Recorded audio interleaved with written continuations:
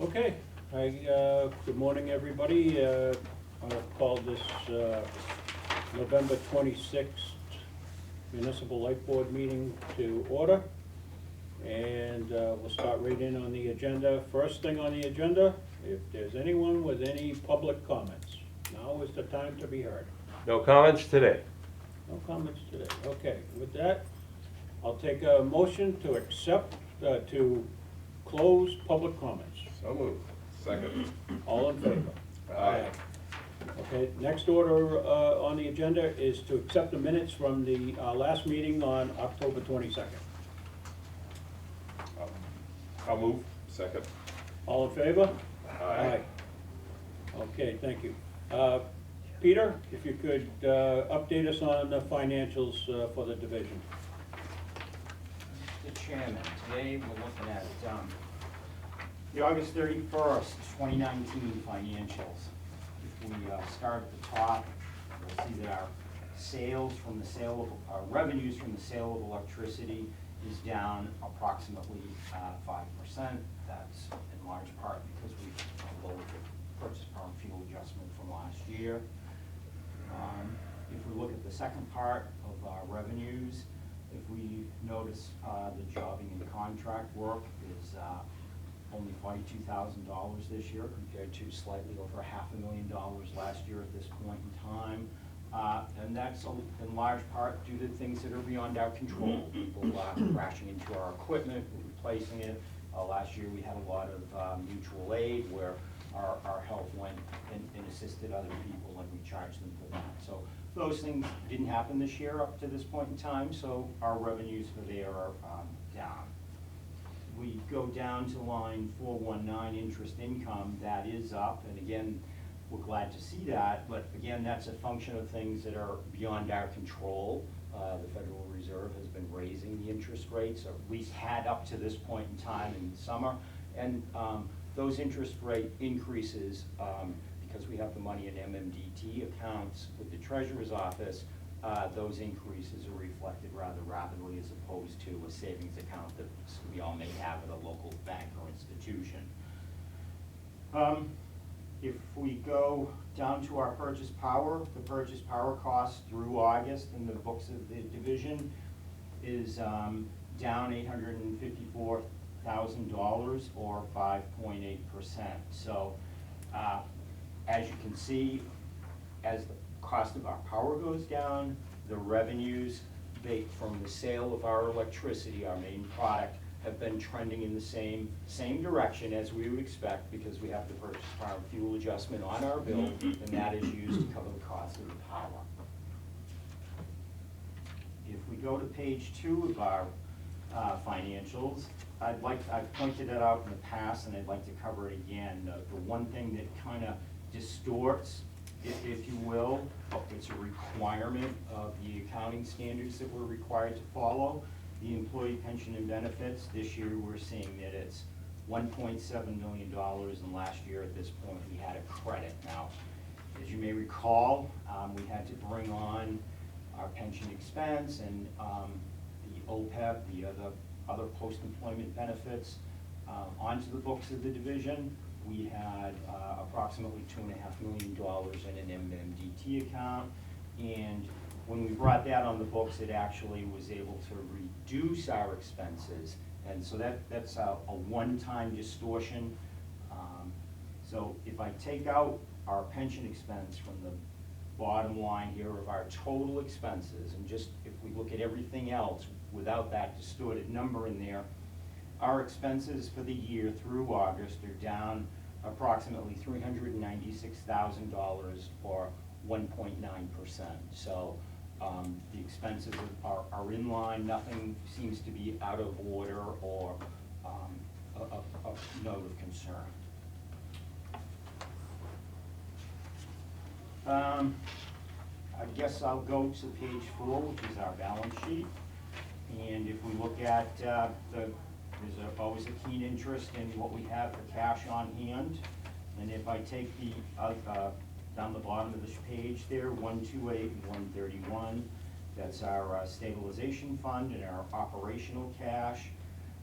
This year, at this point in time, we have 19.4 million. Last year, at this point in time, we had 18.8. So we're about $634,000 greater than we were last year. If I take that and go to the next page and add in our depreciation fund, which is the funds we segregate to, segregate those funds in anticipation of capital projects that we're gonna have in the upcoming year, and I add those two together. This year we have $21.2 million through August, and last year we had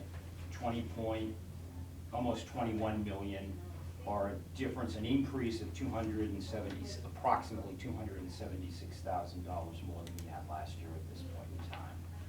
So we're not creating a lot of cash.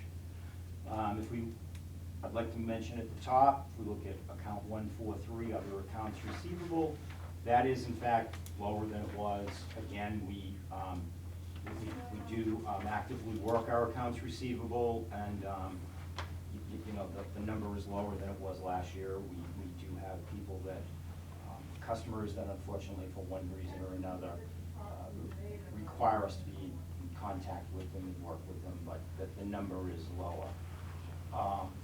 So through August, the balance sheet looks good, the income statement looks good, and nothing seems to be out of order or no surprises that created a concern for us through August of 2019. Looking through August, why? Well, we're in November, Right. so we're still billing customers through November. In any given month, we have 8 cycles that we bill people through. So through November, we're still actively billing people, and they, if I were to bring those in now, I wouldn't really be comparing a full month to a full month. Well, no, If I I'm went kinda back to thinking October. September. Sometimes we can get September Yeah. closed out, the timing just didn't work Yeah, to get there's September things closed that out. the Okay. accountant does that, you know, takes a little time, and again, the same explanation is gonna hold true for whether we were looking at September or August. We wanna make sure that we've got the same things in here so that we're comparing apples to apples. Okay. And it does take some work to get some of the stuff done to make all these things come up through the month end. Okay. But Bill, you've seen some meetings when we get the one, not last one, but we get September. We're closer, If we were yes. next We're week closer. with this This- meeting, this we'd probably strike- have September. I asked because this strikes me as later than usual. Yep. But we don't want to, my feeling is we don't want to skip a month. I mean, Yeah. so sometimes depending upon the timing of the meetings, yes, it may seem like we're a little further back than Yeah. maybe. I mean, but if you know, going forward, the highlights of what's gonna change, I mean, I did talk about the cash, as we know, last month, we informed the board that money was gonna be taken out of rate stabilization and put to pay off the liability for the pension. That has in fact happened. So It has or has not? it has in fact happened. So we will be seeing, when we get up to October, when that transaction took place, the cash will be going down by a little over $4.1 million. So that, between now and then, will be the big, you know, a big thing that will change. We did discuss it last month. Right. That transaction that has in fact happened, and will, you know, alter things on the balance sheet. The cash will go down, liabilities will go down. Right. So, Pete, any big changes in the trends that we've seen in September and October, the financials that you've seen, other than the payoff of the retirement? we did in fact receive flush of funds, which was later this year. Normally by this point in time, we would see the flush of funds here. We did in fact get flush of funds money this year because bonds for the Emerald project up in Seabrook turns into. Were you here last year, Mike? No. When that came?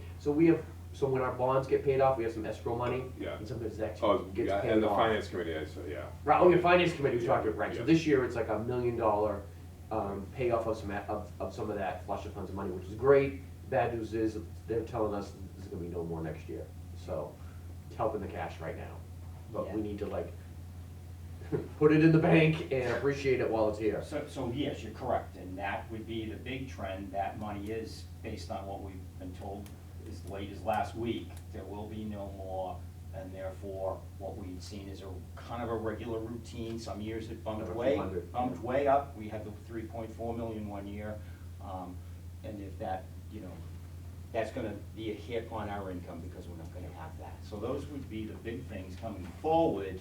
You know, even if we were looking at Novembers that were partially complete, those would be Sure. the big things I would be focusing on. Okay, thank you. Any other questions?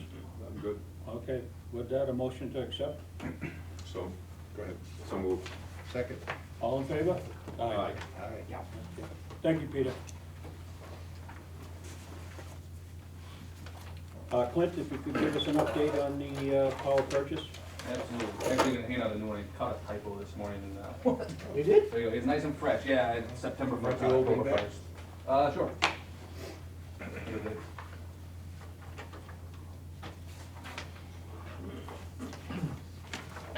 Thank you. Turn in your- I can get one from you. You go. Okay, so, as in the past few months, Peter's given me a pretty good segue into this segment of the, meeting. Basically, through October 1st, our kilowatt-hour sales are about 3% lower than we had forecasted. If you turn the attention to the graph on the second page, you take a look at the orange line. So retail sales for September were actually about 12% below forecast, which is bringing our annual running total to about 4.2% below what we forecasted, which comes in at, brings us collecting about $830,000 less revenue than we had anticipated. Stan, you couldn't use a little more power in September for us, Stan? Oh, that's nice and Should mild. Should you shut the lights out? I'm thrifty. 12%. Yeah, so. So, but, you know, conversely, if you, now we can look at the blue line, so those were the actual power costs. Those are also about 6.5% below budget. And that brings the total annual power cost about 5.3% below budget for the year, which is just about $1 million less than we had budgeted for. So, you know, everything's kind of shifting in kind of a decline, but at least they're balancing at this point.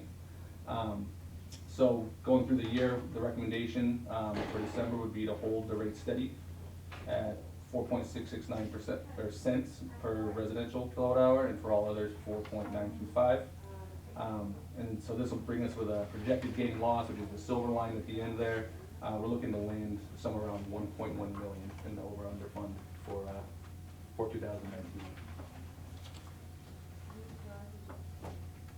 Couple of questions, Clint? if Sure. I may. I know I asked this before and I don't remember the answer, but we compare the first couple items to forecast and then we Yeah. compare the OAT to budget. And what's Yeah. the reasoning again? So I guess just the nomenclature, so we forecast our sales and we Yeah. tie a revenue dollar to that, Okay. and then we budget the money required to supply the power, so. And we're kind of doing that to keep the rates kind of stable. I mean, there are some unforeseen circumstances, but because we're doing it like that, it does allow for our rates to stay. I mean, we saw rates before I joined this board that were Oh, they were- all over the place, Yeah. up and down. And you really, I really like this. You know, Dave, any thoughts on that, or? Well, it's the biggest issue here. We're fine for the end of the year, and our model worked well to keep the rate the same. Yes. Next year, we're seeing this decline in sales, in KWH sales, and all the projections are showing that continuing into next year. So we're on our rolling average. So right now, in us putting the budget together, we're budgeting for a further reduction in sales next year, which it's on the power supply side, okay, we can budget, because that, if we sell more, we get more back. But on the operational side, we're not gonna have as much sales to cover our operational costs next year. Right, we're basically talking back again about our rate has very little bit to cover fixed costs. Right, and so, right now, we're working hard to finish up the budget, and then also working on the piece, how does that compare to our reduced sales next year? What are we gonna have to do to establish a rate that can cover operational costs? And we are looking, Stan, to see what we could recommend you guys for as a one-time change to get us through the year, next year. Probably looking for a, a vote in January that would then take effect in February of one rate to get us through next year. But probably will be a change in the operational side of the rate.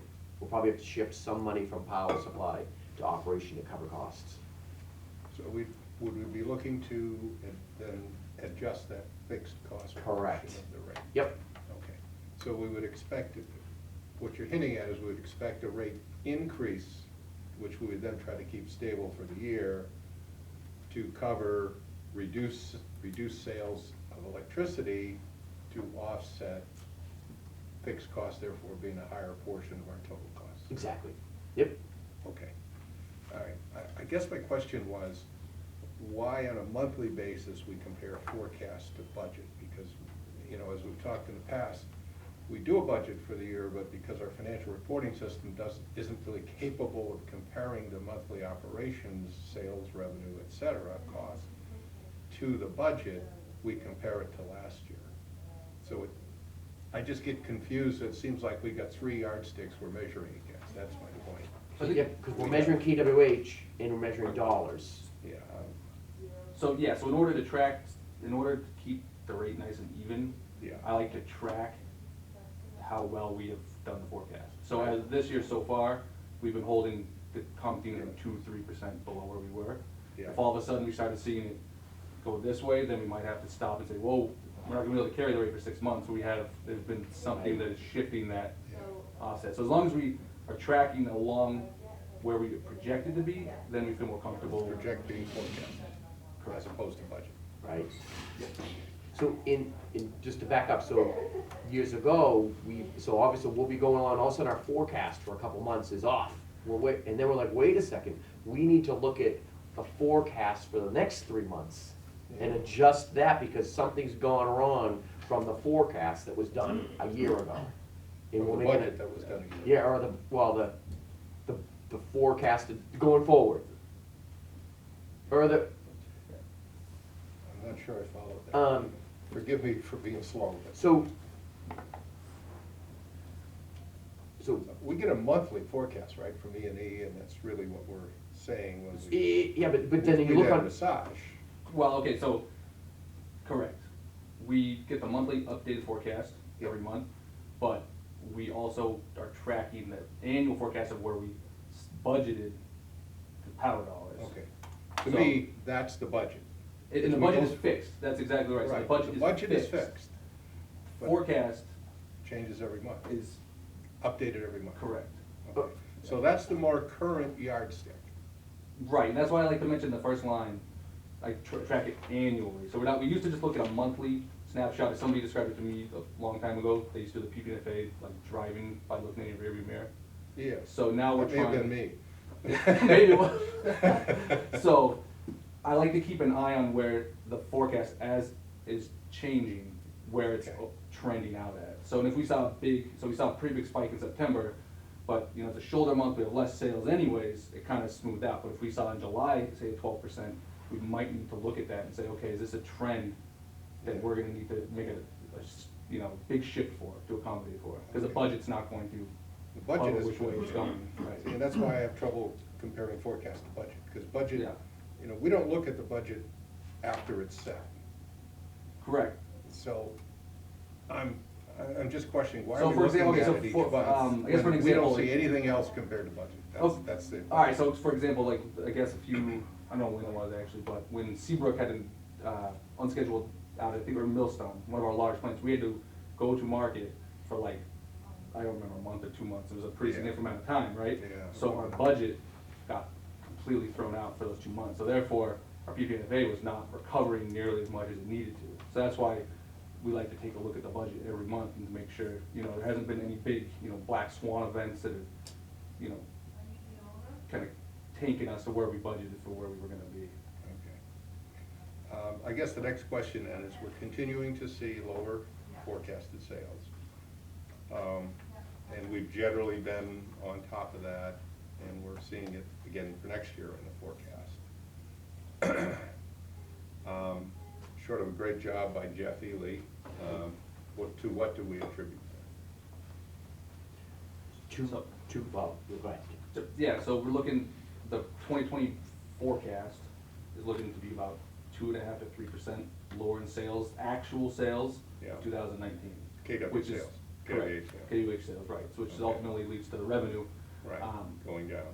So with speaking, so Energy New England, they do like a 3-year Mhm. weatherization pattern, and they Okay. track that with our actual historic KWH sales.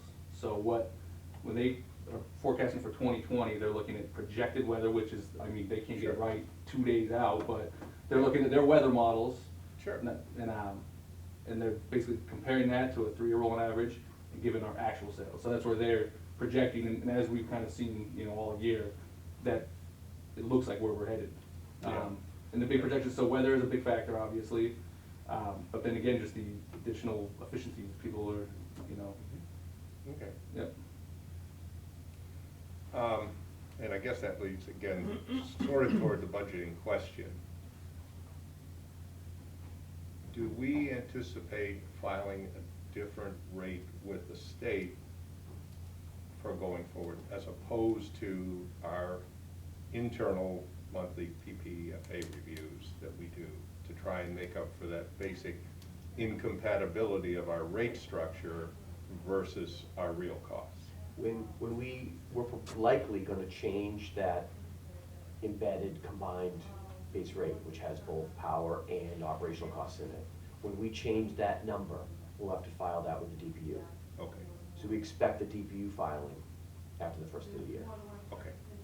All right, that takes care of my questions, thank you. We don't have to file when we change the PPA every month, Yeah, but we have to file when we change that to give more money towards operational costs. it's the basic underlying structure of our rate. Yep. Okay, thank you. Mike, anything? No, I'm good.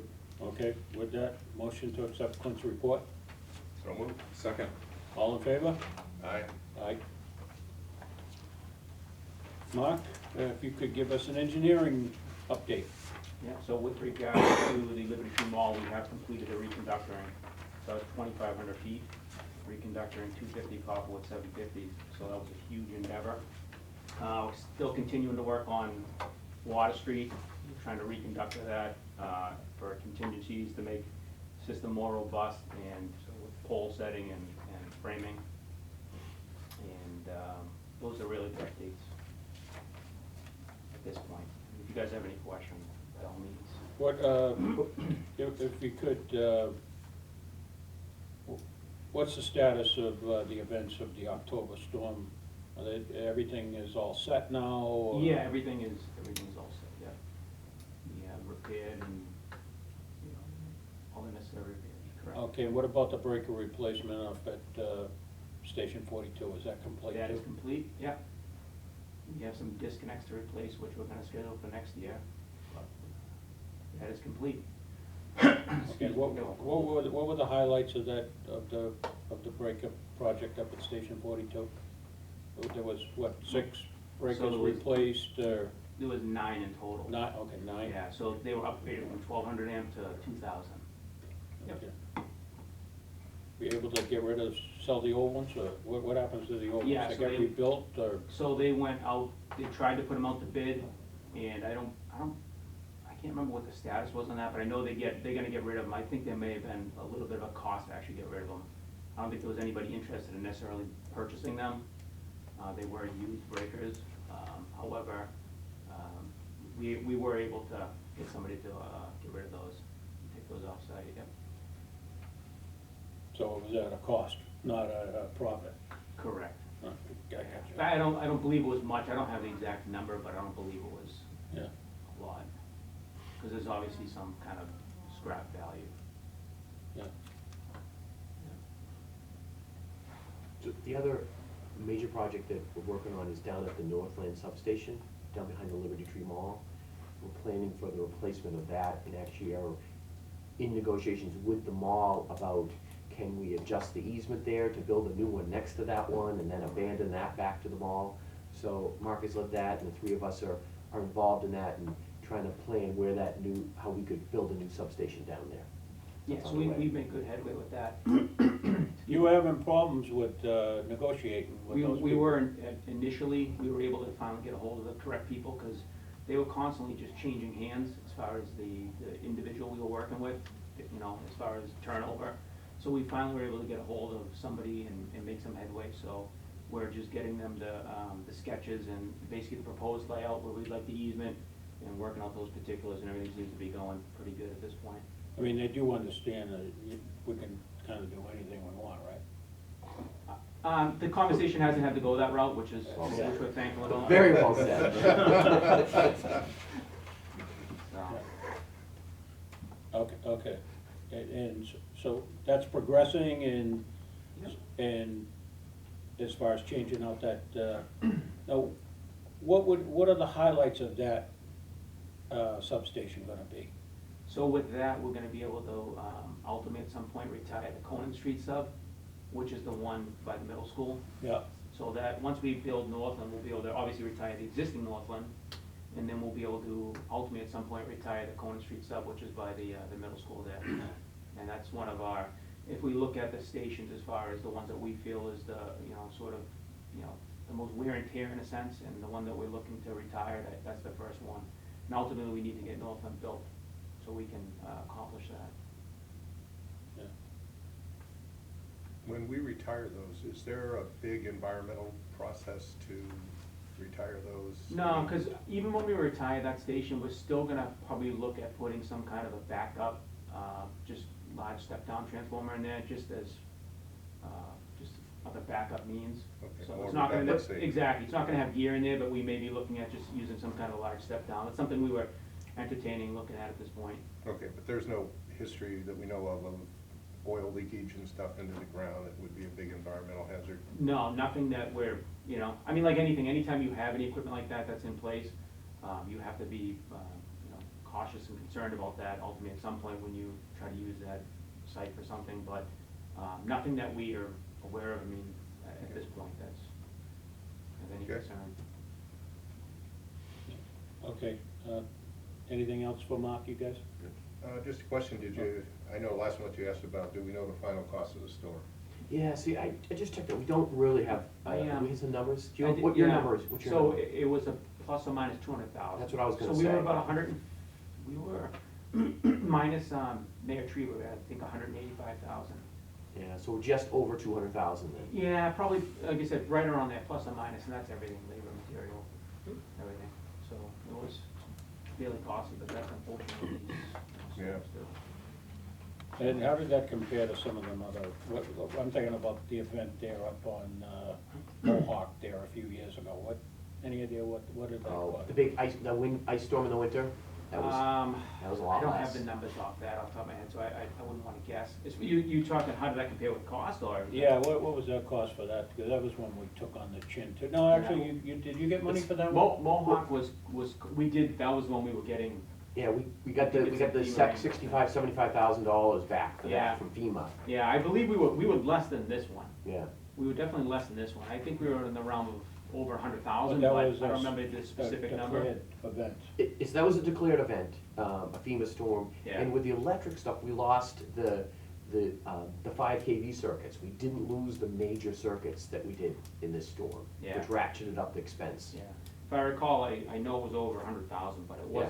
it wasn't in the upwards of 200 like this one was. That was probably because we got either 65 or 75,000 back, so it Yeah. would've put us right around just 'Cause- over 100 grand. Yeah, we were able to get some of the, based on the repairs that were made versus temporary versus permanent, we were able to get some of those costs recovered. Okay, thank you, Mark. Yeah. Dave, now it's your turn. Give us an update. So we do have on a good note, we have the Christmas tree going up in the square on the 3rd. So our Danvers Electric crew will be over there putting up the lights on the tree and the wreaths up on the poles next week. That'll happen for the tree lighting on I believe it's the 7th.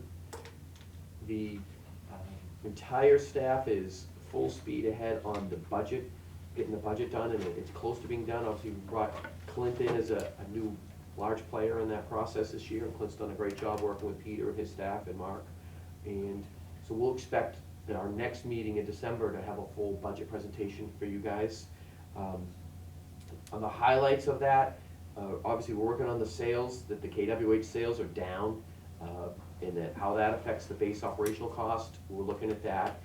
So that also is playing into, we haven't signed, but we have our agreement in place with Utility Finance Solutions. This is the company that we found to do our cost of service study. So this is the proposal from them. It seems like they're hitting the mark really well. Locally, they've done this for Westfield, Mass. They also down in Groton, Connecticut. So far, so good with them, and they'll have the cost of service information for us in January and February when we're looking at those tough rate decisions. So they're contracted to do that study? Correct, yep. And included in that, they'll also be looking at our, the reserves questions.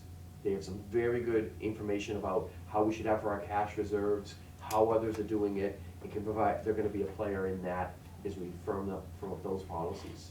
Will they come out with some sort of like a plan for us to make a recovery to the 250 days, you know, in like a, 24, 36, or 48 month? Yep.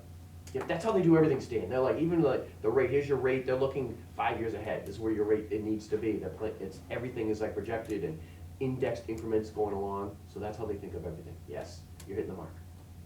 What's the cost of that study? 25,000. Wow. They were one that bid on the Baker, we gave it to Baker Tilly, but they were one, was that outfit, I thought they were good on cost of service, weren't they one of the other? Maybe they were. It could have been. but They could, I didn't look that up. Where are they from? Oh, they're in Michigan. Yeah, I'm pretty sure they were one of the other ones that we thought about. And we saw, wow, and so we liked that the cost of service study part was But good. it didn't really incorporate what we were really looking for. The whole But yeah, package. Yeah, I seem to remember saying, boy, if we were doing a cost of service, that would be the outfit to go with. Cool. Okay. So, back to the budget, so, obviously, so getting that budget together and getting that balanced, we're working on the review of the pilot payment back to the town with the town manager on where, obviously, we know that hasn't been changed in a long time, and so we've had a couple meetings with the town manager about some incremental changes to that, and we'll nail that down in the next couple weeks on where we look at that. A big budget hit is the correcting of the, if I gotta write the OPEB for the retirees, right, Pete? Correct. So the retirees, essentially their medical expenses weren't getting properly allocated to the electric division. So that's being changed, and that's looking at like a $500,000 budget hit, right there. But Peter's going through exactly who the people are for and the numbers, and it's all coming out, that should have been charged to electric. Yeah. So that's an unanticipated expense we're gonna incur next year, In calendar year 20, correct. calendar year So 20. this budget that we're gonna present you is you'll see it in there. Okay. And then we also, it affects more of our cash than the budget, but right now, we have no MWEC flusher funds. We have a zero in the budget for that right now. So we saw, 2 years ago, $3 million and 400,000, then $1 million, now we're showing zero. And those are approximate numbers. Except for the zero. I'm pretty firm on that. Thank you, correction, Mr. Kapusek. I'm glad we can laugh about a zero. Yeah, wow, it's a fact of life that we're gonna have to deal with. Yeah. That's it. So, anything else on next year's budget that I should mention as highlights right now, Clint or Peter? No, I don't think so. Just from the power supply side, we're looking at about a $750,000 increase for the OAT fee, the open access transmission tariff, which the ISO's fee for operating the transmission grid. That was bumped up about $750,000. So. And then the other thing is, one thing on the One question before you leave that, the rate study, or the cost of service study, it doesn't sound like that's gonna be in time to go into this year's budget? So it won't be complete in time for the budget. We're gonna do the budget on actual costs, but we're working with them to have it in place when we need to make a rate decision Okay. in late January. Okay. And then so Yeah, I that's, just wanna make sure I understood what you said. yeah, so we're looking at next year, in 20, January, we may leave the rate just like it is right now for 20, and then if we do a rate change, it'd be for 11 months, it'd be February through December. Mhm. Right, guys, and that's best case. That's best case, yes. Yeah. She- Otherwise, we won't have the numbers ready. She did say that information that she's going to be requesting, the lady we spoke to, that it may seem simple, but it can be difficult to accumulate the information too, so that Mm. they can make an accurate decision, so, I just, we'll see. Yeah. We'll see what she requests, but it sounded like it's gonna be quite thorough and quite expensive, what we're gonna have to prepare for. So a lot of work for your operation to put Correct. together. Yeah, but we got the time frame that we're shooting for. Okay. So- Is that gonna be difficult with your end? I mean, my experience, a lot of people take vacations around Thanksgiving and through December and into the new year. We have a lot of things that need to be done for the first of the year, so I've taken vacation this year. Okay. All right. Yes, it's gonna be difficult, but we understand the importance of it too. Okay. So we have to adjust priorities Correct. and must-dos. And- Okay. So the last thing on the budget that I wanna break the ice on today is that in our town meeting book that we present, we're discussing how best or whether, or how to best to discuss or to talk about the over-collect that comes in and under PPNFA.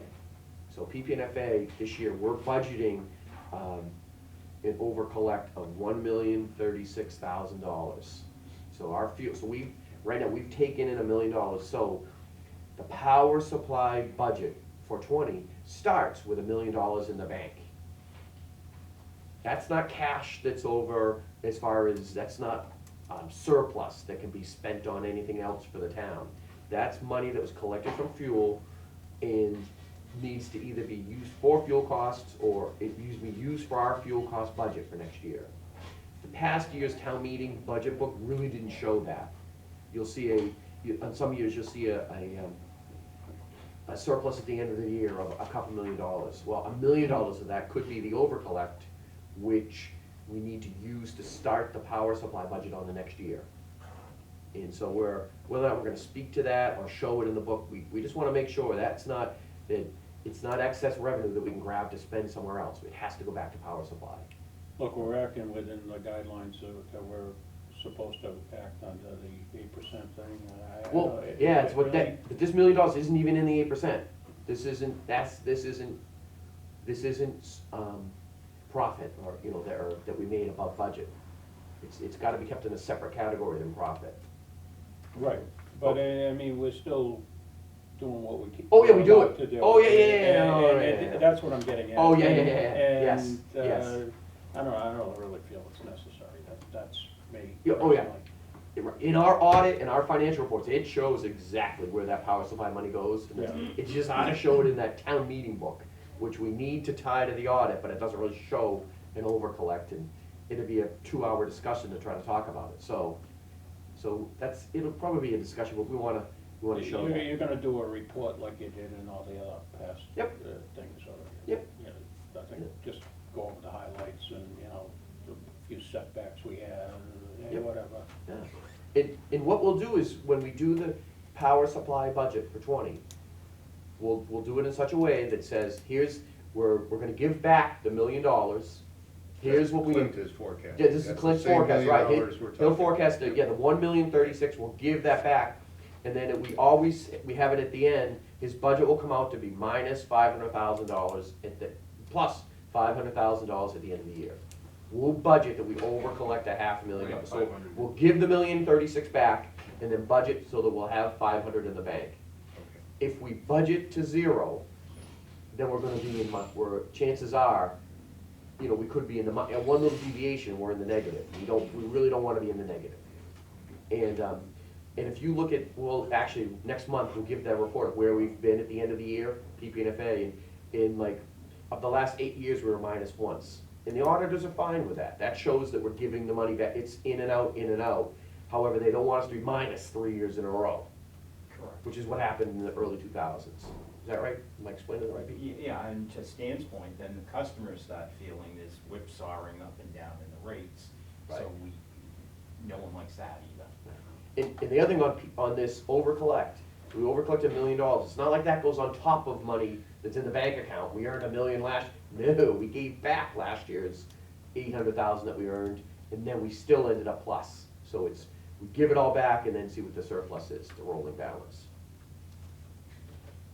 I just So want, that under account that Clint reports on starts at 0 every year. well, this year it's gonna start at $1,036,000. That's the highest I can remember it being since I've been here. And we've got a couple, I'll show you, I seem to remember, for around 500,000, 400,000. you're thinking back about 8 years, Stan? Or what? Because if you looked, we've got them, and we've had a couple of the $1 million years. Oh, we have. Yep. Okay.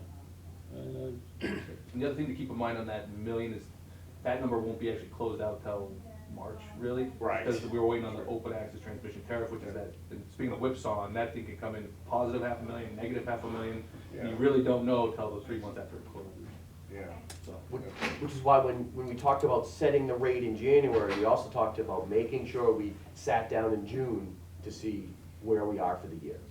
And we have it that if that comes in way off of what it projected, something that in June, we'd make a decision for the second 6 months of the year. Right, Stan, isn't that what we? Yeah, that's, we have to make adjustments, we make adjustments. Whatever way we have to do it. That's the way I see it. When we change our policy on the rates, we currently have been looking at it every month and have certainly felt that if we needed to make an adjustment in any month, we could do so.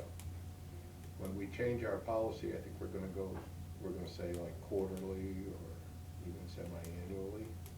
Will we lose that ability to react more timely if something significant happened?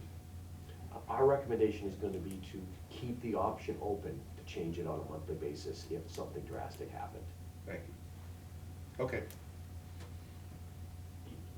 Yeah, we just don't want to handcuff And it's ourselves. happened. Yeah, well, right, that's why I'm asking the Yeah, question. I We think don't it wanna would handcuff be ourselves written in our such own that policy. At a minimum quarterly, but if something drastic happened, we certainly don't want Yeah. to create liabilities for our Right, customers. that's always a worry with the policy. That's It why might, I like a asked the Seabrook question. 1 month closure could be between 3 and 800,000 for a month Yeah, Yeah. swing. okay. All right. Good answer, thank you. That's all I have, sir. All right, thank you, Dave. So with that, we'll, board members' questions to staff. Bill, I'll let you start it off. Well, after my performance today, I actually have nothing left to say. Okay, Mike, you have anything? No, because Bill did such a good job. Okay, well, I have a. Sucked all the air out of the room, huh? You Oh, answered, I'm sorry. okay. Are we gonna go over this? Oh, yeah, we hit most of what I do. The dashboard. I guess I'm just kinda riding along and I forgot to put this. The wrong one.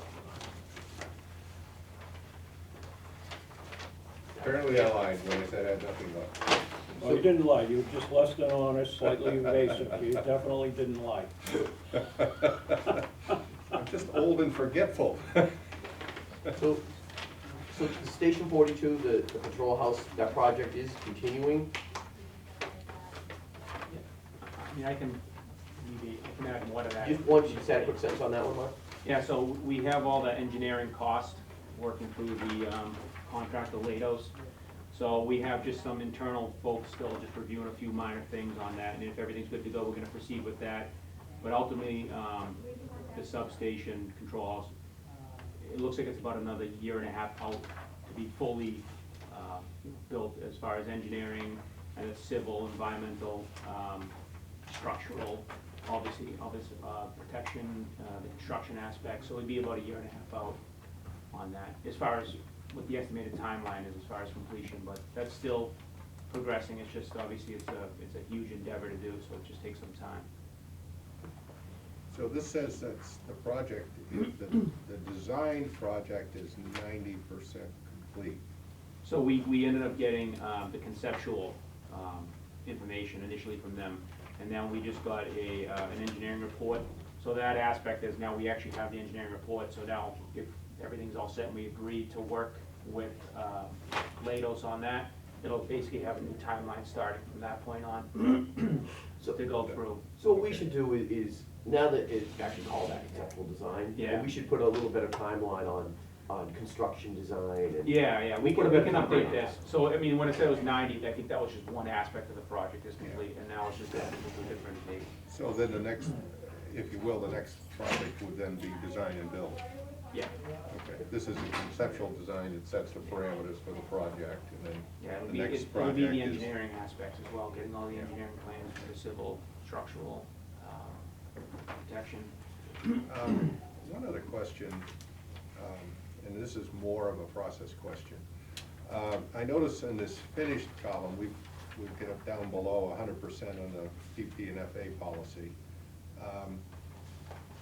I'm used to in project management having a projected finish date for a project and then an actual finish date. So I would look at this column as more of a date column than a percent column. Just, you know, to help my understanding of when I'm looking at it. As I look at this, it implies, okay, everything's gonna be done the end of the year. And, you know, things are 44% complete, probably not gonna be done the end of the year. Is it possible to include like a projected finish date or and then that can become actual when it's done? Yeah, we should be able to do that. For the 2020, we, I've talked about that, how to incorporate a date. It can take the bar chart and throw a date back in, Clint. yeah. We'll talk about that. Yeah, just, to me, you know, I spent my life in manufacturing and engineering, project management, and we're always working to dates.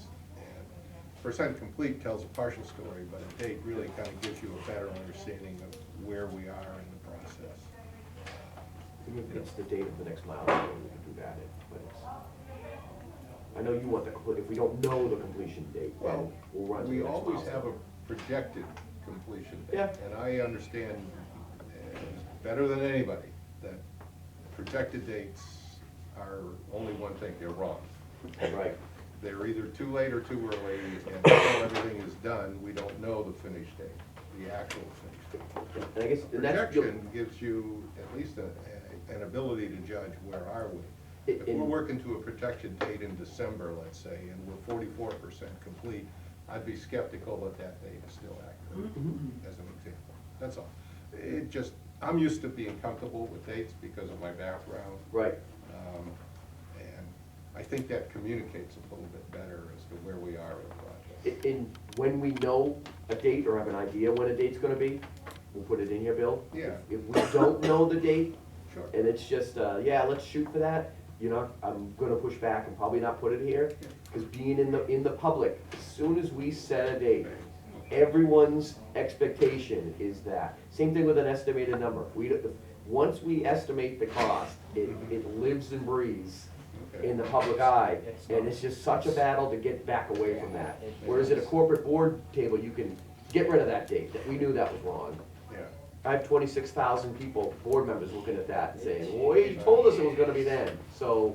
It becomes carved in granite, not Yeah. a floating, like you're describing, is my experience. But we'll work this through. We'll- Yeah, Let well. me ask, can you use project management software on some of these? I mean, this is just, this isn't in a project manager software yet, so. All right. Okay, so if that's our But we'll- process and that's what we but can we'll- do, we'll and there see are how to some get some considerations that dates. say that maybe putting dates on there is not a good idea, I'm fine with that. But, you know, for me to understand it as our, you know, kind of advisory oversight, it's hard to understand Oh. without that. Yep. You know, so that's why I asked And a I lot get of it. questions. We wanna use some here, in August, it's set here, this is the date we wanna get that done by. And Yeah. like on the financial software, we have some dates we're trying to hit, and those could be here. That we're really working to hit and driving our workload to hit those dates. Those we want on here, because we really wanna hit them. Okay. All right, so maybe there's something in between. That's what I'm getting at, yep. Yeah. The ones we know, we can put in. Yeah, I'm fine with that. You know, and then if we put a date, then we ought to make sure we describe what that means. Yeah, what's getting done on Next that date? milestone versus project complete, Correct. so we don't get confusion. Exactly. Okay, Yep. thank you. So on the audit, on the financials, so mostly the investment reserve and the unrestricted cash policy, those are following along the development of those with the meetings with the town manager on the pilot, and now with the cost of service study. So we put some dates, we're expecting those to be coming right in with that cost of service study after the first of the year. So that whole chunk there are gonna be coming in after the first of the year. And then you can see under the big utility audit, the rates, the cost of service study, that now it's just, now that one you're gonna see, we're at 25% now, but you're gonna see that ramp up. And we'll actually have some dates on that, like the milestones Yeah. for I can see us putting milestones for the parts and pieces of that, in there. And on the EV program, we have just, can you update on that? Yeah, we actually, Did I get it wrong? so last, it was Thursday, E&E sent out an email, that they had they had a preliminary list of who was gonna be approved for all the grants, so we were on there. And then just yesterday, we got the official confirmation from the state that we received the two $12,500 grants for the public stations, and we also got the one for the private. So, so now we just need to file paperwork with the state, so we'll be in receipt of those grants. So we'll be able to actually order the equipment and be able to hopefully get those in What'd you before say, the end of there's the year. two 25,000 grants? A 50,000? total of 25 for the Total. public, yeah, so So 12 and a half. when are the bags coming off of them and they're gonna be running? As soon as that comes in. Yeah, yep, well, actually, I think, Oh, it's one once is we in. submit once we submit the paperwork, we just have to get the receipt, or the certificate of award, or whatever they call it. Once we have that, we can order the equipment. And that's the ones at Town Hall and in our parking lot here. No, that's the public ones also, so that's Both of them? all three, the Town Hall, Elm, and Hobart. Okay. So ideally, it should be before the end of the year. We can place the order. We can, as soon as we get the receipt, we can order it, and hopefully it'll be, Pretty quick. installed, yeah. Because I know that Voltrek is chomping at the bit to finish those jobs. You think it's something that's in stock? Is when that we order it? something? They have them in stock, yeah. Okay. Yeah. No, they're ready to go, they have a whole, as the guy explained, they have a whole warehouse full of them, they're kind of waiting on the state to award all these grants, a few hundred, Okay, so. no, that's good. So on the financial software, so we'll have to add a couple steps here, so that the Well, big. wait a minute, Oh, go ahead. Before you leave this page, the formalizing of the PP and FA policy, that's complete now? Those were, just determined to go to the 6-month annual review. Okay. Versus Is that the monthly something that we changes. could be shared with us? We could see the actual policy? Yep. I mean, we review it every month. It'd be kind of nice to see the policy that creates it. Yep. Or that, talks to it. Is that gonna have to be modified after our rate study, maybe? Well, let's get the write-up of where we think we are right now, and if we have to modify it, we do, Steve. It's okay. Because we're operating under it every month, so. We pull out that memo that explained that.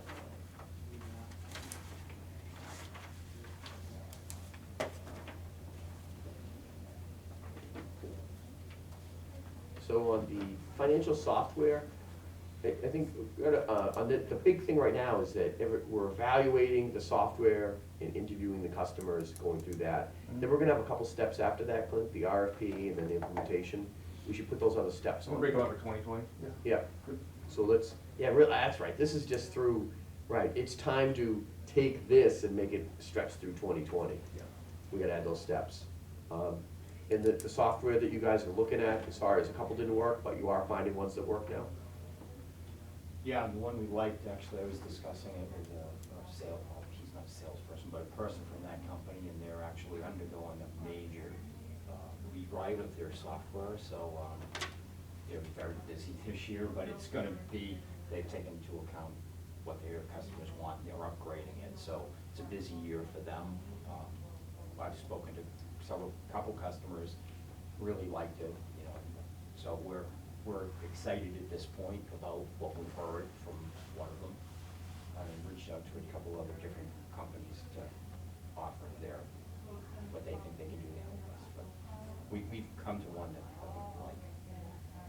But again, that's gonna be, and speaking to the gentleman, he said, when I make the arrangements to come out for the demo, before we get there, we wanna know about you as a company, so that we can then offer you a real solution, not just a sales solution.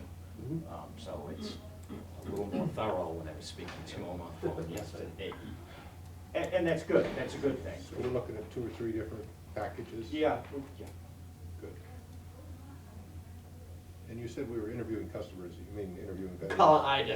misspoke. Okay, I assumed that, but I just wanna make sure. that, Yeah. We're talking to different vendors. Companies We're is what I meant to say. We're not having companies talk to our customers. Nope. Okay, I figured that was the case, I just wanted, you know, I worked with engineers for so long. They're Yeah. so precise, I've gotten that way, and Me too, oh yeah. I do apologize, it can be annoying at times, but I really wanna make sure I understand, that's why I asked the question. For the power contracts, Palmer Biomass, Clint? Yeah, we received comments from Chris Pollard, KP Law, and he forwarded them on to, basically they're in Palmer's hands now, and as soon as they come up with a final contract, you will let us know, and we'll be ready to execute. Deepwater wind we're concerned about, that has gotten some real political push against it. So, I'm not sure how that is gonna work, but the market is changing on that as far as, are they gonna allow wind turbines out there, and then how are they gonna get that power to shore? 2 different critical things. So,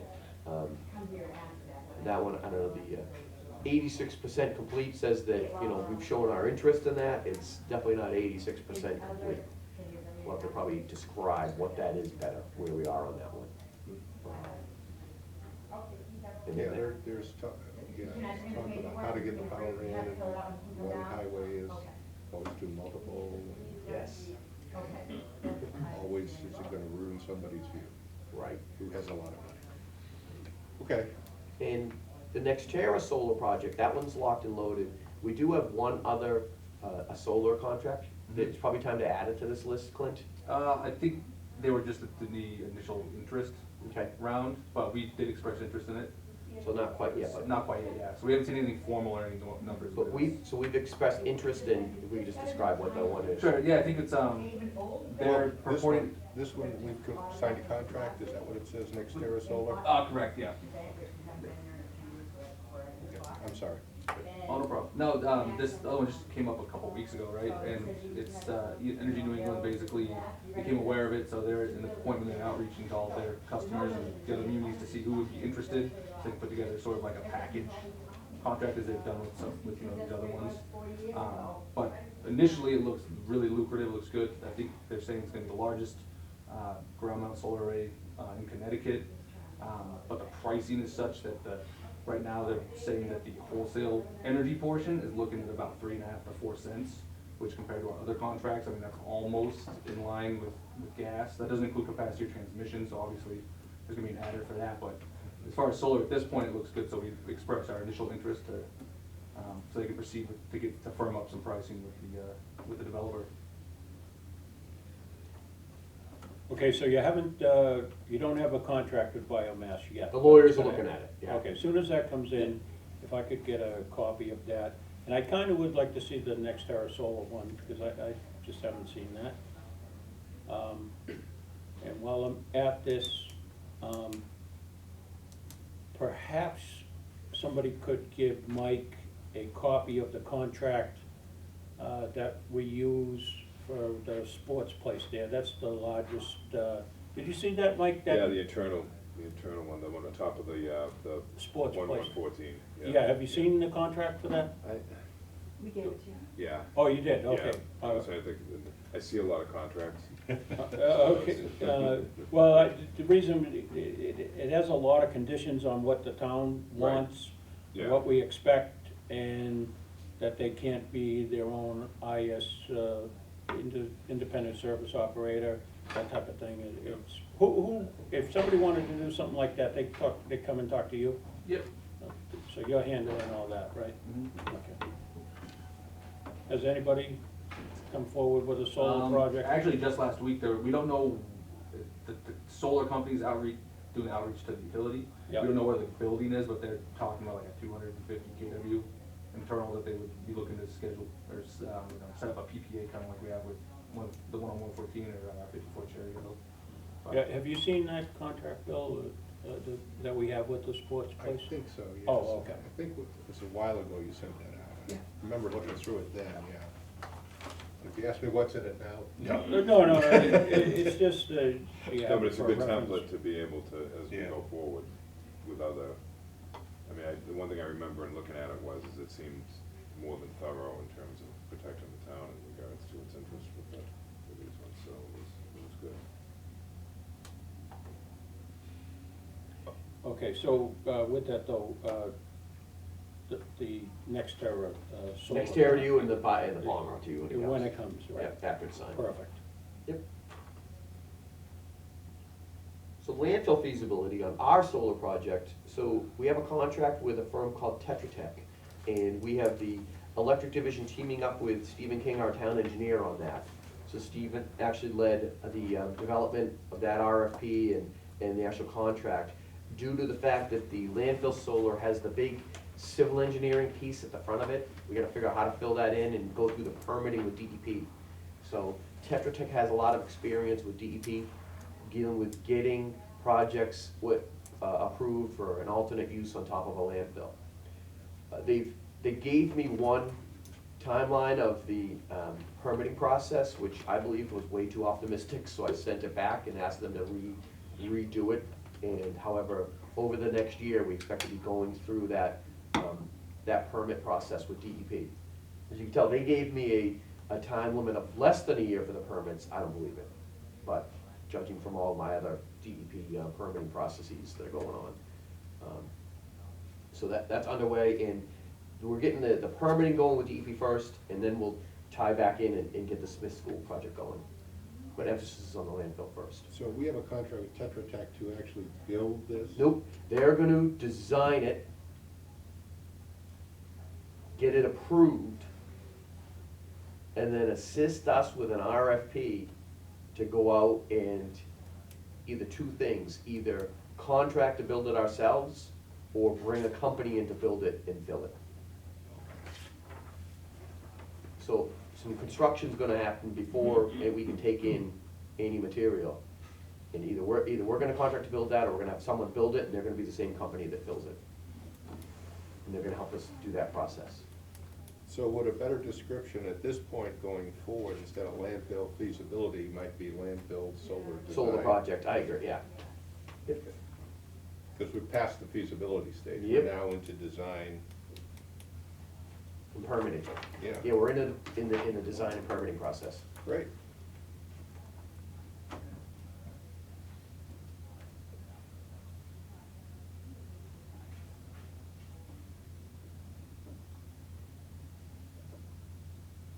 You have questions on solar development? Nope, all set. Well, where are we in Smith School? Are Smith we- School, that's what, we're getting this permitting going first, and then that'll come in after that. Once we get that up and going, Bill, then we'll get Smith School, All right, so that fire engine. to get to a similar state, have we put out an RFP for the design now? and It's, permitting? we have, no, we don't have an RP for a design on that one yet. Okay, so we're still finishing up the feasibility study or Right. process within the town? Correct. Okay. and To that's get the numbers, how much it's estimated cost to get, what's the value gonna be? Yeah, okay. So in effect, the feasibility of the landfill is complete, but this Smith School is not. Correct. Okay. Again, I just want to make sure I understand. Yeah, no, that's great. Okay. One quick thing back to the contracts, which I do remember thinking about was, is I assume we have shorter, maybe less comprehensive contracts that we enter into with just an individual homeowner or an individual customer who has a solar that has the potential to come back, or how do we handle that? They fall under our net metering policy. Okay. So it's not even a contract that we, it's our policy that they Just to- fall yeah, under. just to put- So they are governed under a sort of a comprehensive overarching policy that acts Yep. as the contract with them, basically. Yeah, and the rates that go with that policy are filed with the DPU. Okay. And just the one thing that we do have people that we grandfathered in, the ones that went way in at first, Yeah. and then after 10 years into the program, when we hit our cap, we had to redo the system. Yeah. Redo how much we were paying too much Yeah. for the electricity to make it sustainable, so we had to change going forward. And those people that were in the first are grandfathered based on their installation date, Like you're good on your first thing for the first 10 years. Yeah. Which is what your financial analysis was to pay your panels off. Yeah. And then you fall under the new regulations Okay. after 10 years. Yeah, perfect. Very good question. On demand response, we're actually reviewing proposals from 2 different companies. We have Tangent has been involved, E&E's been involved in that, others that want to get involved on who's gonna help us with our key accounts and most importantly, our commercial next year, and also on our projections. We also have, Tangent is putting together a feasibility, I call it a feasibility analysis on us about what about putting a permanent generator in Danvers, how do the financials work on that? So we have some information on that, but it mostly came from the sales department. We wanna have a feasibility study come from their engineering department that has good financial data in it, we haven't got that yet. Now, is that a contract we've signed, or are we just talking with sales? We have people like at this one point? little letter agreement with someone that's at no cost, they're gonna go and look and do an engineering study for something that, and then when it came, and then when we get to the point of, you know what, we want a permit, then we'd have to do an RFP to who's gonna really do it. Okay.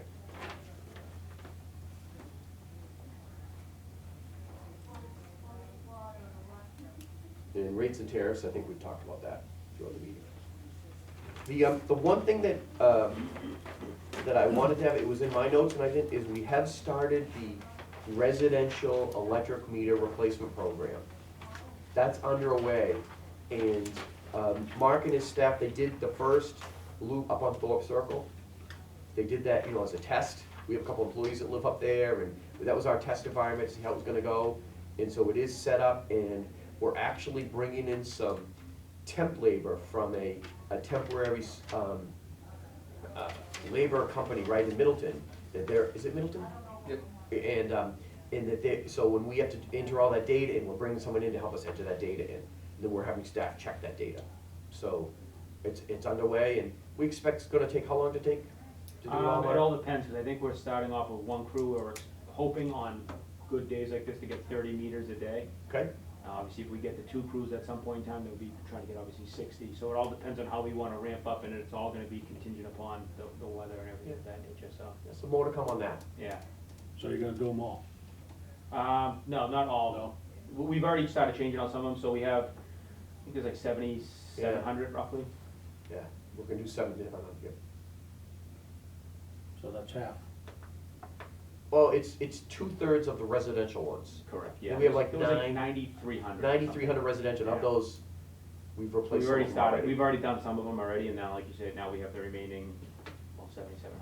No problem with the commercial ones, we're not touching those. We're gonna be able to go to Those don't time need of the use upgrade. rates? So our meters have the ability to do time of use rates. And so that's, eventually we will be able to do that. Is there a greater value to that with our commercial customers or with our residential customers? Commercial, right? Commercial? Yeah. Yep. The commercial, they change so much, they Yeah, have the ability, that's my thought. they can alter their shifts, they can do so many different things, much more than what a homeowner can do. So this is a complete replacement of every meter we originally installed. Well, these are the Rex 2, so So- this will be upgrading on all the Rex 2s. So we're doing Which is 7,700 of the Yeah. 9,300 residential meters. Correct, yep, so we're upgrading those meters.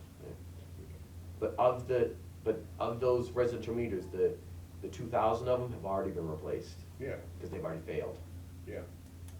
Are they the upgraded ones or no? Yeah, well, they're the. Yeah. Yeah, they're upgraded. Yeah. So essentially, every meter we originally installed will ultimately be replaced. Just for residential. Just for Rex residential. 2, yeah. Okay.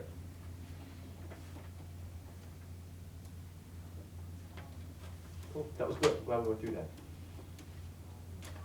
Okay, any other questions for Dave? Guys? Nope, nope. Okay, now I have a few, Dave. Yep. Okay. I'm running out of paper. It's my I can own loan notes, you Stan, sheet. it's my own notes, not yours. All right, I wanna ask you, do the employees get, by contract, get meal money? Yes. Oh, they do?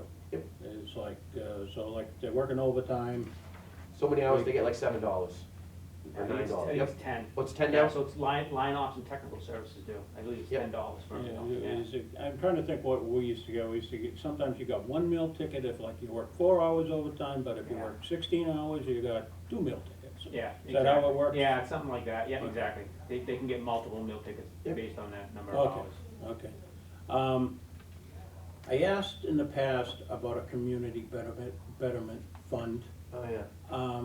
And my thinking is, the street, if we do, I believe at some point, we will be changing the current new streetlights that we have to another type of streetlight. I think that'll happen at some point, I'm not sure when. Or, you know, the banners downtown, the Christmas tree, it seems to me that that all should be coming. The payment in lieu of taxes should be coming from a town betterment fund. Okay, that's, you know, I don't know, that's what I call it, you know, maybe it's, we call it something else, I don't know. So we had discussions with the town manager about that, and it came into the whole payment in lieu of taxes and what we're allowed to spend money on. And in one of the drafts of the budget, we had it starting this year, so it'd be below the line. So it wouldn't be up as an electric expense, it'd be below the line, come out of electric profits. Money that we spent goes back towards the community, and we actually used that name once, there's been 2 or 3 different names. So it's in discussion with the town manager, and he had proposed, okay, let's put a little bit of money into it this year, and then hopefully build that fund up in the future. And then on this year, where we're already getting hit with the retirement change and a change in the payment in lieu of taxes, the concern was maybe this isn't the year to also put that in, but so we'll know when we present the budget next month, Stan, if we thought this was the year to put it in, or if next year. But it's been discussed, and we know how to do it in the budget, and it's a matter of, you know, what to call it and how much money to put in it. Okay, now, So David, it's basically a budget line item. It's a budget line item, but it's below the from line. Profits. It's gotta come out of the profits. Yeah. Okay. So if I get that right, Pete, am I saying it right? Correct, for certain things, it has to come out of the profits. It Right. cannot be an expense that we can increase the revenue to recoup those Yes. costs. okay,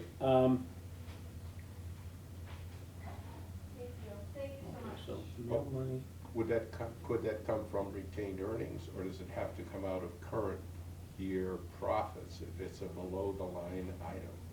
If it's something that we're giving back to the town, that's not, it'd have to come out of current year profit.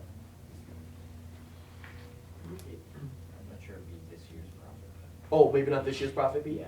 Oh, Because it would be a cash contribution is really. it's gotta come out of cash, can't come out of retained earnings. Yeah. okay, based on what I read from the Baker Tilly report, you know, it clearly, we talked about the 250 days of reserves, and since then, just basically, right off the top of my head, we've cut into those reserves for some storms, for the pension liability, and for that big transformer up on Station 42, and in the neighborhood of $9 to $10 million. Yep. Okay, now, will this cost of study, rate study, that'll take all that into consideration to Yep. put us back on, you know, because that to me was a significant, those were big hits.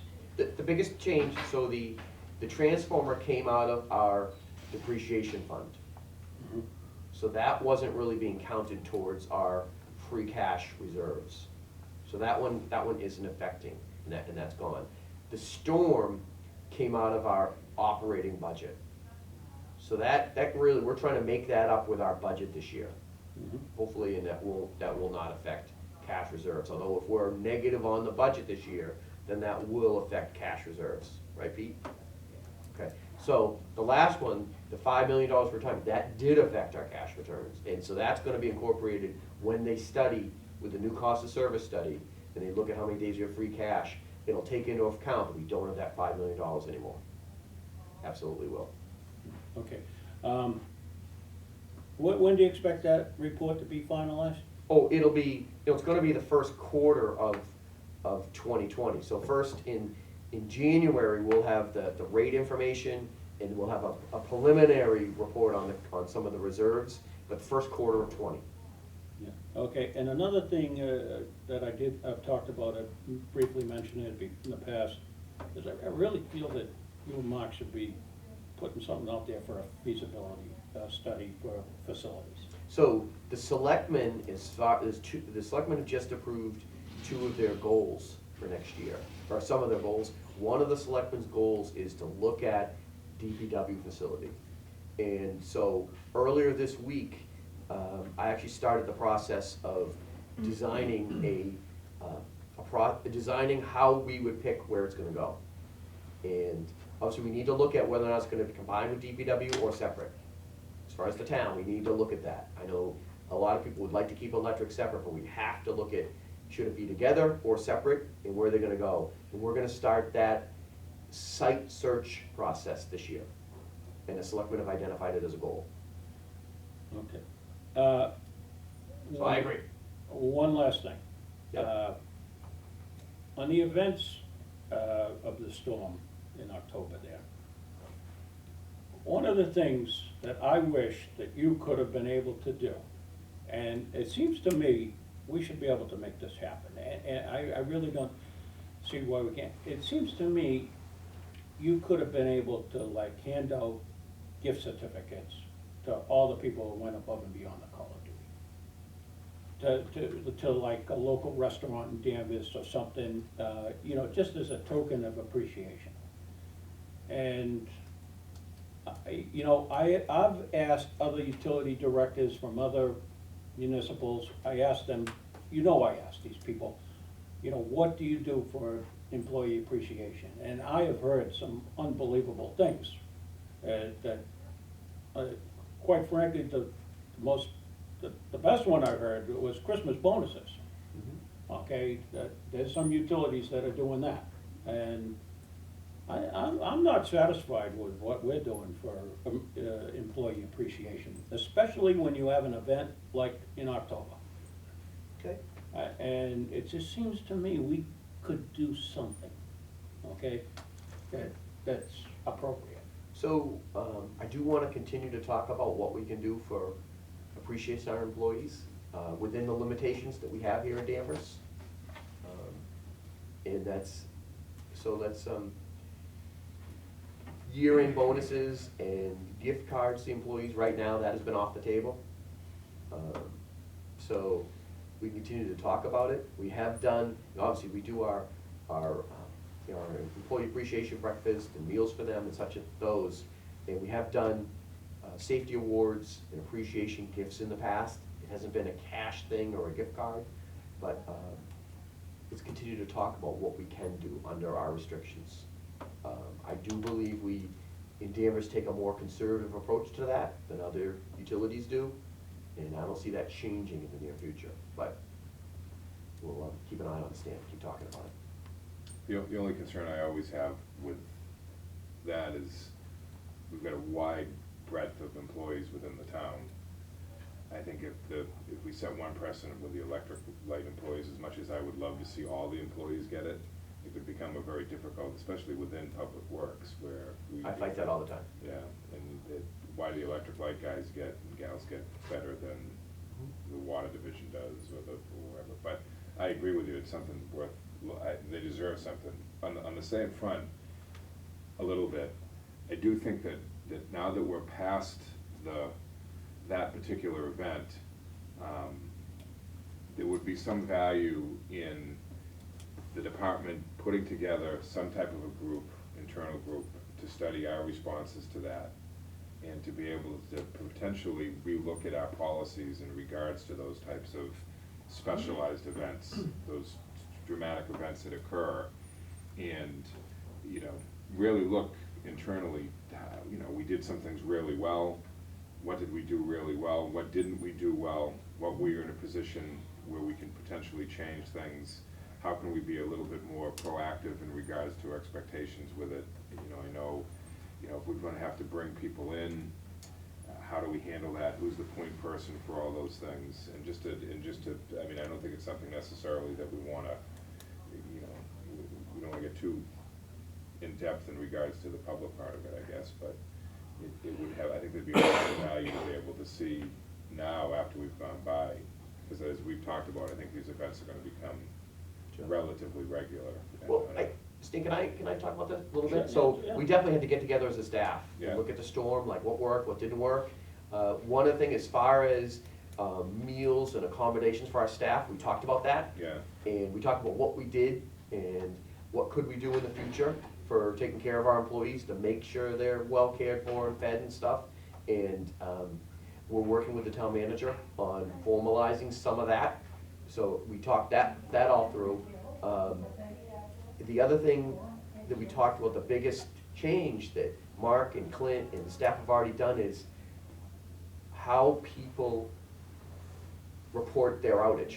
And they've come up with a standard form that people can email to us, or someone answering the phone can pull it up on their screen and fill it out, and that one form goes into its own little database and creates a database of all the reported outages that then can sit side by side with what we're working off of in engineering, and they can see everything reported and blend the two together. And there was some confusion on that at the last storm, how that worked, and it's all been designed by staff, and the next time we get a storm, we'll try it out. So that was one of the things that came out right away. that's great, that's, But it just seems to me that, I mean, I just remember the Danvers crews and the Middleton crews on, what's that street over there? Pine Street. Pine Street.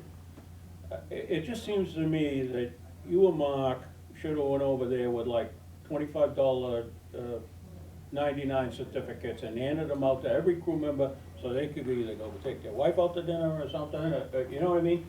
I know that, it just seems to me that could be possible. The other thing I was thinking about, we were very fortunate in that event, that Middleton was able to help us. In that, you know, an event, it was kind of very isolated to Danvers, when you think about it. If you needed outside crews to come in here from, say, Worcester, the Worcester area or something, they would all needed a place to stay. Okay, and some sort of, if you're putting some sort of an emergency plan together, typically, it was amazing that Middleton wasn't hit like we were.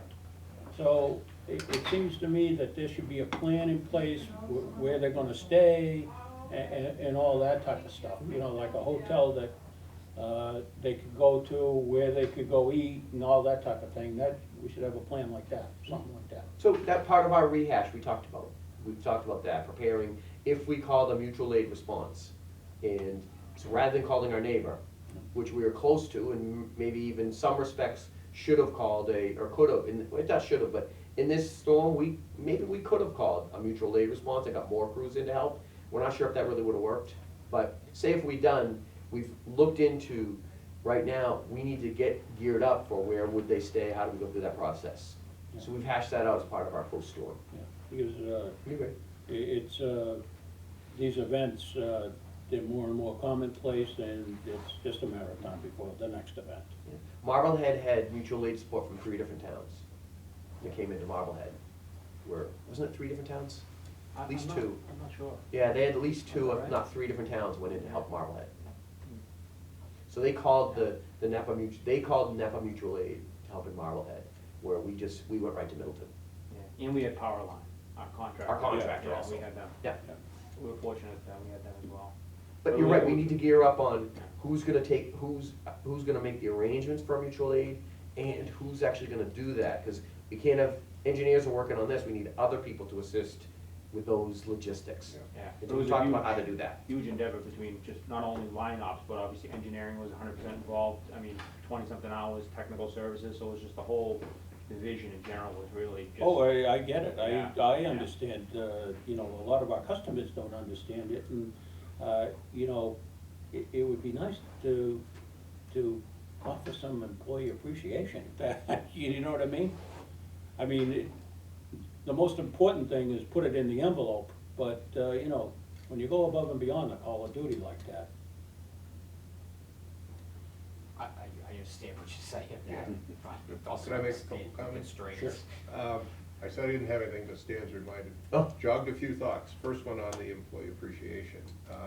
Absolutely agree with it, but I will tell you from my experience, you have to be very careful with it. Because if you give Sam a $50 gift certificate, Henry and Joe and Mike and Larry all say, why not me? So you really have to be careful with that, you know. But I absolutely agree, in these unusual kind of circumstances, it's definitely a good thing. In your rehash process, you said you had the staff together, did you include some of the line ops or tech ops guys who actually went through it in the meetings to go through that? So the meeting that I sat, the one Mark had, they had those guys. Yeah, yeah, Oh, we had everybody okay. involved in it, yeah. Good, you know, it's, you know, sometimes we guys in management think we're so smart that we don't need the guys off the floor, and we really do. So I'm glad to hear that. Triggered another thought, the rate reduction story. Remember, we had the water department rate increase was in the paper and lots of fire and fury about that. We had sent something out about that. Did we ever do anything on the electric rate decrease? Because I don't remember seeing anything in the Danvers Herald, which I read, but I'm not so good at, Doesn't exist anymore. well, the Beverly Danvers Herald, yeah. I had sent that information over to the town manager, I didn't see anything go in the paper about Okay. that. It just seems to me that's a good news story that we ought to have out there somehow. Okay. Peabody would have been all over it, they have a PR guy. Most of these other utilities have a PR You know, and I person. mean, it could even include how, you know, we talk about regularly that prior to the last year or two, you know, the rates went up and down almost on a monthly basis. And, you know, now the electric division works on trying to keep the rates stable, and we've been very successful at that. That it was stable for a year or more, and then it's been lowered 6 months ago, 5 months ago. So that, you know, to me, that's a good news story that people in town ought to be aware of. And then the last question was, on the facility for the DPW and or electric separately, what's the big driver for the DPW and the town water and sewer? I know, you know, the problem we have that's driving us here, which is the flooding primarily, right? Oh, Are their facilities as in bad a shape that it really does need to? their facilities are in worse shape. Oh, really? They're Okay. far worse, yeah, they're in a 1950s building with mechanics that are still on creepers on their backs on the floor. Oh. They don't have a lift to pick the trucks up so they can work on them like modern things, and it's, Yeah, I'm just unaware, that's why I the asked. crew was in it, we bought a temporary trailer for the crew that's their lunchroom. Oh. Because the lunchroom facilities were just so bad, that, you know, it's like a concrete wall, little bunker was their lunchroom facilities and their shower was just right out of a bunker. And so we actually, as a temporary solution, bought, when you drive by Hobart Street, you'll see on the uphill side of the building, you'll see two like temporary trailers there. That's the temporary solution for the crew's quarters. Oh, okay. All right, So- I'm just curious, you know. Yeah, and like even Canal Street, the new building down there is all being designed so that it would be very saleable in the future. If we got a combined facility, then we'd be looking to sell off all the other parts and pieces, Okay. which is what Andover did. Andover did very well in selling off their DPW land to get in revenue, put that on the tax rolls, and bought one piece of property for the DPW. Okay. All right, thanks. Now I'm done again. Okay, Hopefully it'll last time. all right, so I'm done. Mike, anything else? Nope, that's good. Okay, with that, let's set the next meeting and adjourn, I guess. How's the 17th work, Stan? Oh, 17's fine with me. How about you guys? Yeah. Perfect. Okay. Okay. Pete, I'm putting it in right now. Clinton, Mark? Should be fine, yeah. Okay, 17th it is. With that, Move to adjourn. Second. before we vote on that, I wish everyone happy Thanksgiving. Same to all. All in favor? Aye. Okay.